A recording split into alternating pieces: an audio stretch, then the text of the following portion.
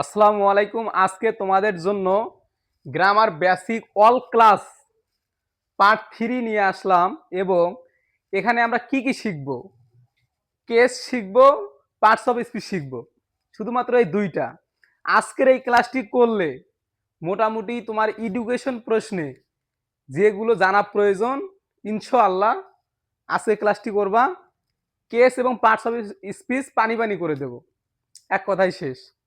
এবং আমরা শুরুতেই শিখব কেস। তোমার চার্টটা দেখতে পাচ্ছ, কেসের এটা চার্ট। এন্ড কেস মানে হচ্ছে কারক। তোমার বাংলাতে কারক পড়ছো, সেই কারক। এখন এই চার্টটা অবশ্যই তোমরা নোট করবা। এখন বুঝে দেওয়ার দায়িত্ব হচ্ছে আমার। এবং তোমরা এই চার্টটা কেন মুখস্থ করবা, কি কারণে মুখস্থ করবা, এই বিষয়টা আমি আজকে তোমাদেরকে বুঝাইয়া দেব। এখানে এই নমিনেটিভ আমরা একে সাবজেক্টিভ বলতে পারি। এটা হলো অবজেক্টিভ, আর এটা হচ্ছে পসেসিভ। মানে আই হচ্ছে সাবজেক্ট আর এর অবজেক্ট হবে মি। উই হচ্ছে সাবজেক্ট, এর অবজেক্ট হবে আস। ইউ হচ্ছে সাবজেক্ট, এর অবজেক্ট হবে ইউ। এটা কিন্তু বুঝতে হবে। হি হচ্ছে সাবজেক্ট, এর অবজেক্ট হচ্ছে হিম। সি হচ্ছে সাবজেক্ট, এর অবজেক্ট হচ্ছে হার। এরকম ভাবে এই দুইটা। এবং এই বিষয়টা তুমি সাবজেক্ট এবং অবজেক্টকে চেনার জন্য শুধুমাত্র এই বিষয়টা এই দুইটা সারি মুখস্থ রাখতে হবে। এবং তিনটা কখন কাজে লাগবে? যখন তুমি ভাইয়া ভয়েস করবা। এই যে ভয়েস, VOIC, এই ভয়েস যখন করবা মানে বাচ্চ, active voice, passive voice, active থেকে প্যাসিভ করা লাগবে, প্যাসিভ থেকে অ্যাক্টিভ করা লাগবে। এই রকম যখন তুমি ভয়েস গুলো করতে যাবা তখন মাস্ট বি কেস লাগবে তোমার। এবং সাবজেক্ট এবং অবজেক্ট চেনার জন্য তোমার কেস লাগবে। দুই কারণে তোমার এই কেসটা লাগতেছে।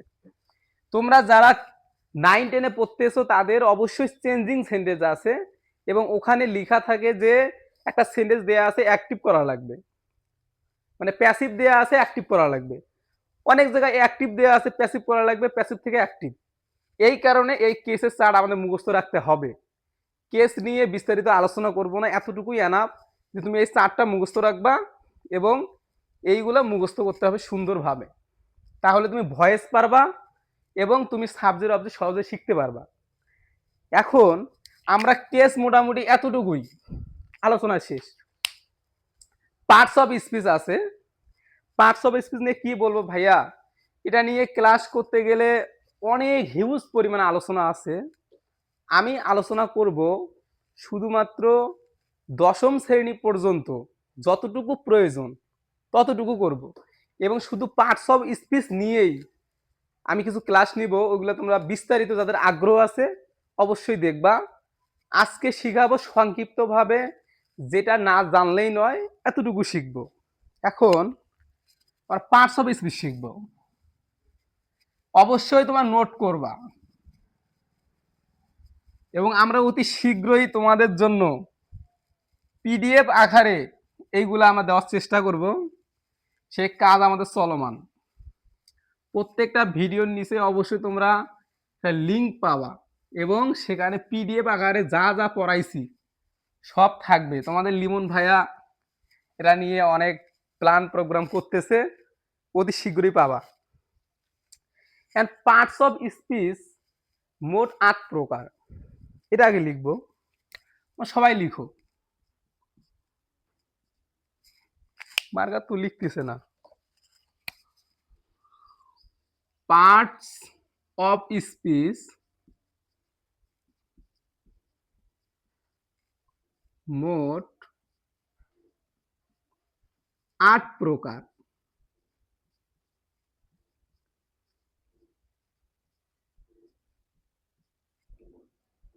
যথা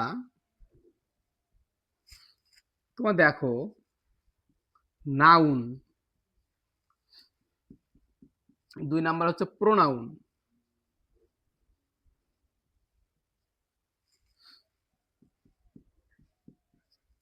ভার্ব, 4 নাম্বার হচ্ছে অ্যাডভার্ব।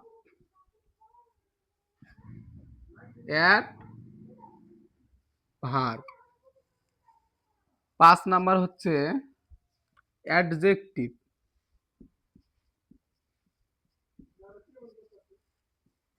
6 নাম্বার হচ্ছে প্রিপজিশন।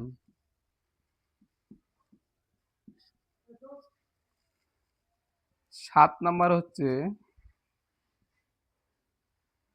কনজাংশন।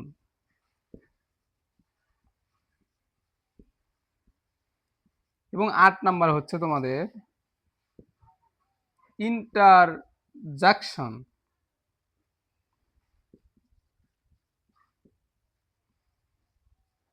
ইন্টারজাকশন তার মানে তোমরা দেখতেছো পার্টস অফ স্পিচ হচ্ছে মোট 8 প্রকার। 1 2 3 4 4 2 8, ঠিক আছে, 8 প্রকার। এর মধ্যে noun, pronoun, verb, adverb, adjective, preposition, conjunction, ইন্টারজাকশন। আমি আগেই বলেছি এটা নিয়ে আলোচনা করতে গেলে বহু সময় লাগবে। আমাদের নবম দশম শ্রেণী পর্যন্ত যতটুকু শেখা প্রয়োজন আমরা অতটুকু শিখব। এর মধ্যে আমরা নাউনটা শিখব, প্রোনাউন শিখব, ভার্ব শিখব, এরপর অ্যাডজেক্টিভ শিখব, আর প্রিপজিশন হালকাভাবে আলোচনা করব। বাকি যেগুলো থাকবে এগুলো নিয়ে বিস্তারিত আলোচনা থাকবে। যাদের প্রয়োজন তারা ওই ভিডিওটা করবা, এবং তোমার কলেজে গেলে এগুলা তোমার বিস্তারিতভাবে অবশ্যই তোমার শিখবা। এখন আমরা এই নাউন, প্রোনাউন, ভার্ব, অ্যাডজেক্টিভ এবং প্রিপজিশন নিয়ে আলোচনা করব। এখন অবশ্যই তোমার নোট করবা। এরা আমরা শিখবো নাউন। এখন শিখবো নাউন। পার্টস অফ স্পিচ নিয়ে হালকা ধারণা দেব, বিস্তারিত পরবর্তী ক্লাসে দেব। নাউন শিখবো, অবশ্যই লিখবা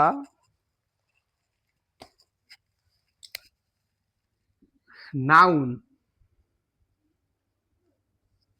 খুবই সহজ সংজ্ঞা, যেটা যে কোনো কিছুর নামকে নাউন বলে। সবাই লিখবা কোনো কিছুর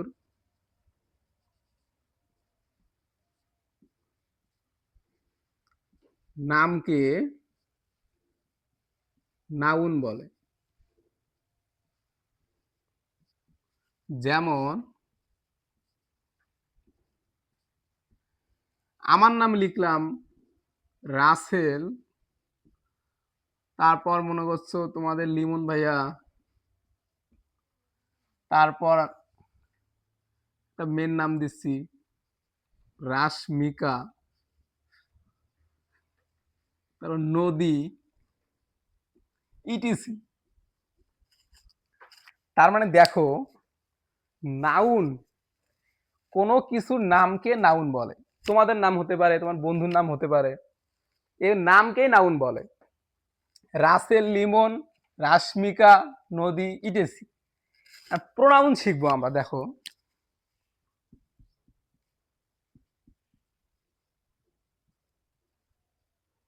আমি আগেই বলছি, শুধু হালকা আলোচনা করতেছি, কিন্তু নামের পরিবর্তে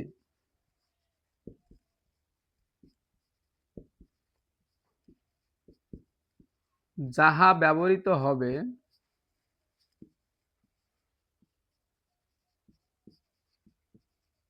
হয় তাকে প্রোনাউন বলে।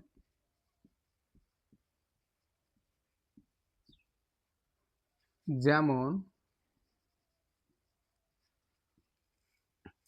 এবার লক্ষণীয়, তোমরা দেখবা নামের পরিবর্তে, তার মানে কি নাউন হচ্ছে নাম হতেই হবে। তুমি হি বলবা, সি বলবা, I, me, we, us, my, mind এগুলো বলবা, কখনোই তুমি নাউন বলতে পারবা না। এখানে শর্ত দিছে প্রোনাউনের ক্ষেত্রে যে নামের পরিবর্তে, মানে নামটাও সরাসরি বলা যাবে না, নাম সরাসরি বললেই হবে নাউন। এবং যখন ওই নামটাকে তুমি পরিবর্তে অন্য কিছু ব্যবহার করবা, সেটা হচ্ছে প্রোনাউন। এই যে রাসেল আছে, লিমন আছে, এরা পুরুষ, তার মানে আমরা এদের পরিবর্তে হি ইউজ করতে পারি। হি মানে সে। আমি তোমাদের লিমন ভাইকে বলতে পারি যে হি, অথবা তার নাম ধরেও বলতে পারি। শি তো বলা যাবে না, শি হচ্ছে মেয়েদের জন্য। আমি তাকে লিমন বলেও ডাকতে পারি, লিমন বলে ডাকলে সেটা নাউন হবে। আর লিমনের পরিবর্তে যদি অন্য কিছু বলে ডাকি তাহলে সেটা হবে প্রোনাউন। তার মানে পুরুষদের পরিবর্তে হি বসে, এই হিটা হচ্ছে প্রোনাউন। আর মেয়েদের পরিবর্তে যেরকম রাশমিকা আছে, নদী আছে, এদের পরিবর্তে কি বসবে? শি বসবে। তোমার জেন্ডারে অবশ্যই হি শি ক্লিয়ার করে নিছো। এবং তুমি লিখতে পারো আই, উই, দে। মানে ভাইয়া এখানে কথা হচ্ছে তোমার নামের পরিবর্তে হতে হবে। সরাসরি নাম বললে নাউন, আর নামের পরিবর্তে বললে প্রোনাউন। এতটুকু ক্লিয়ার। এখন আমরা শিখবো, এখন শিখবো ভার্ব। ঠিক আছে, সবাই নোট করবা। ভার্ব শিখবো।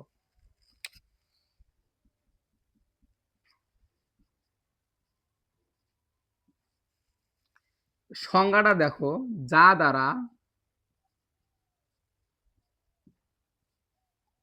কোনো কিছু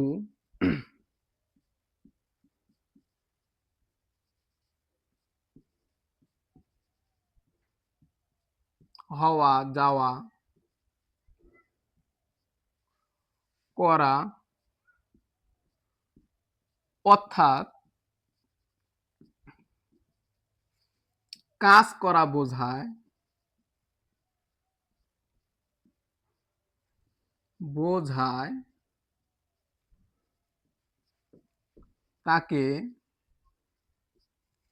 ভার্ব বলে। কি বলে? ভার্ব বলে। যেমন গো, ডু, তারপর হচ্ছে রাইট, এখন ইটিসি। তোমার ভাব সম্পর্কে বলতেছি যে যা দ্বারা কোনো কিছু হওয়া, যাওয়া, করা, অর্থাৎ কাজ করা বুঝাবে। কাজ করা বুঝাইলেই ভার্ব হবে। এবং তোমাদের গ্রামার বইয়ে ভার্বের লিস্ট আছে। তুমি যদি টেন্স ভালো পাইতে চাও এবং নতুন নতুন সেন্টেন্স বানাইতে চাও, অবশ্যই তুমি ভার্বের লিস্ট সঠিকভাবে মুখস্থ করবা। এবং যতগুলো ভার্ব মুখস্থ রাখবা ততগুলো তুমি নতুন নতুন বাক্য বলতে পারবা এবং ইংলিশে তুমি রাজত্ব করবা। কিন্তু ভার্বের লিস্ট তোমার ঠোঁটস্থ থাকতে হবে, শুধু মুখস্থ থাকলে হবে না, মাথায় থাকতে হবে। বইয়ে থাকলে হবে না, খাতায় থাকলেও হবে না। ঠিক আছে, এখন একটু বুঝায় দেই যে যা দ্বারা কোনো কিছু হওয়া, যাওয়া, করা, অর্থাৎ কাজ করা বোঝায়। তুমি গো মানে কি? যাওয়া। যাওয়া মানে কি? মানে কাজ করতেছো না, তুমি যাইতেছো, তাই না? এটা কাজ করতেছো তুমি। ডু মানে করা, ডু মানে করা, তুমি যে কোনো কিছু করতেছো। রাইট মানে লেখা, তুমি যে হাত দিয়ে লিখতেছো এটাও একটা কাজ। তার মানে কাজ করা বুঝাইলে ভার্ব হবে। এবং আমি চাই তোমার ভার্বের লিস্ট অবশ্যই বেশি বেশি মুখস্থ করবা। ঠিক আছে, এরপর শিখবো অ্যাডজেক্টিভ।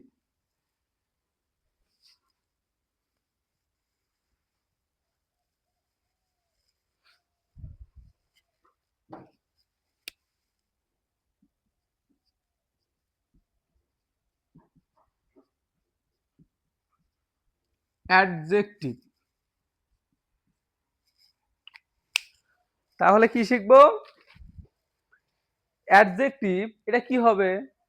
দোষ, গুণ, কোনো ব্যক্তি বা বস্তু দোষ, গুণ, তারপর সংখ্যা, পরিমাণ, এগুলো বোঝায়। সংজ্ঞাটা আমি লিখে দিচ্ছি। যা দ্বারা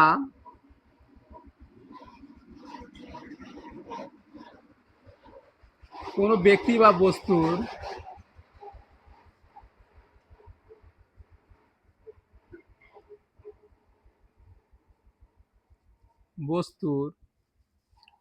দোষ, গুণ,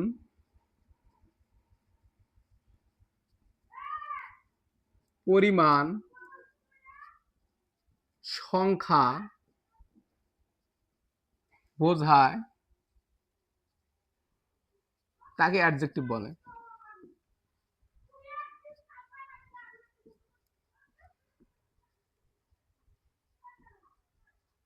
অ্যাডজেক্টিভ বলে। যেমন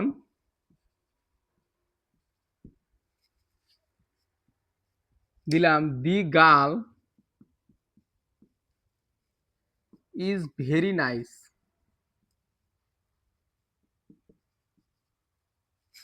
তারপর দি পেন ইজ রেড।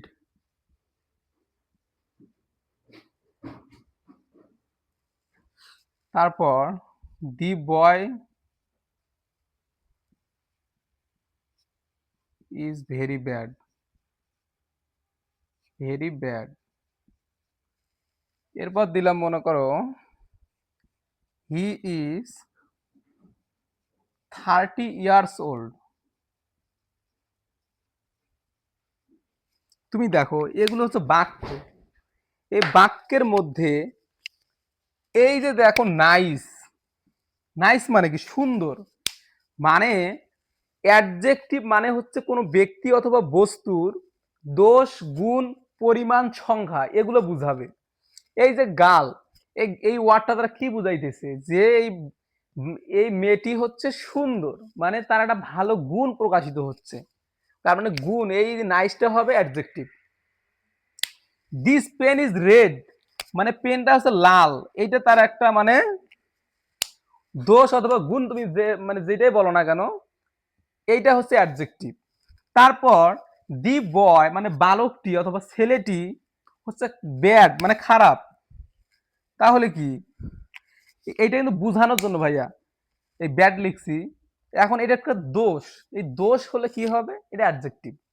তারপর হি ইজ 30 years old। 30 মানে একটা সংখ্যা, মানে সংখ্যা বুঝাইলে এটা হচ্ছে অ্যাডজেক্টিভ। তার মানে দোষ গুণ পরিমাণ সংখ্যা বুঝাইলে অ্যাডজেক্টিভ। তোমরা এগুলো নিয়ে বিস্তারিত আলোচনা পাবা। এখন হালকা একটু আলোচনা করতেছি যেটা কাজে লাগবে শুধুমাত্র নবম দশম শ্রেণী পর্যন্ত। কলেজে যাবা বিস্তারিত আলোচনা অবশ্যই তোমাদের শিখতে হবে। এখন কি বলবো, প্রিপোজিশন। প্রিপোজিশন তুমি একটু জেনে রাখো, যে বিস্তারিত শিখাবো নাই। দেখো এই টু এটা হচ্ছে প্রিপোজিশন, এই অফ লিখলাম এটা প্রিপোজিশন, অন লিখলাম, তারপর লিখলাম বিসাইড, BSID বিসাইড, এগুলো হচ্ছে অসংখ্য প্রিপোজিশন আছে, এগুলো চিনবা বন্ধু। এগুলো হচ্ছে প্রিপোজিশন। তো আজকের ক্লাসটি এখানেই শেষ। আমি আগামী ক্লাসে অবশ্যই টেন্স নিয়ে আসতেছি। তোমরা অবশ্যই টেন্সের ক্লাসটা করার জন্য অবশ্যই সাবস্ক্রাইব করবা এবং আমাদের পাশে থাকবা।